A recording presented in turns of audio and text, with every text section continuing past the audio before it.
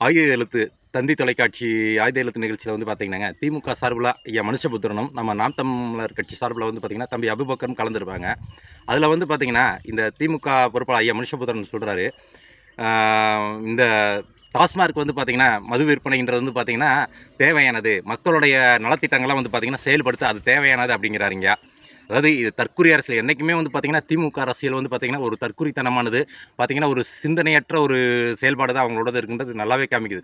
அது மக்களுக்கு வந்து பார்த்தீங்கன்னா, எவ்வளோ பாதிப்பை ஏற்படுத்தும் அப்படின்னு நீங்கள் நினைக்கணும். இன்றைக்கி உங்களுக்கு தெரியும், ஒருத்தன் ஒரு ரூ. 500 சம்பாதிக்கிறானா, ரூ. 200 ரூ. 300 அவன் டாஸ்மார்க்லேயே கொடுத்துட்டு போயிட்டானா, உங்கள்கிட்ட கொடுத்துட்டு போயிட்டானா, அவன் எப்படி போயிட்டு அவன் குடும்பத்தை எப்படி நடத்த முடியும் அப்படின்னு சிந்திக்கணும். அது என்னதான் வந்து பார்த்தீங்கன்னா, உங்களுக்கு என்ன சொல்கிறேன்னா, நீங்கள் ஒரு பானை சோறு கொடுத்து அதில் ஒரு சொட்டு விஷத்தை விடுறதுக்கு சமம். இது வந்து பார்த்தீங்கன்னா, நீங்கள் இப்படி பண்ணுறது.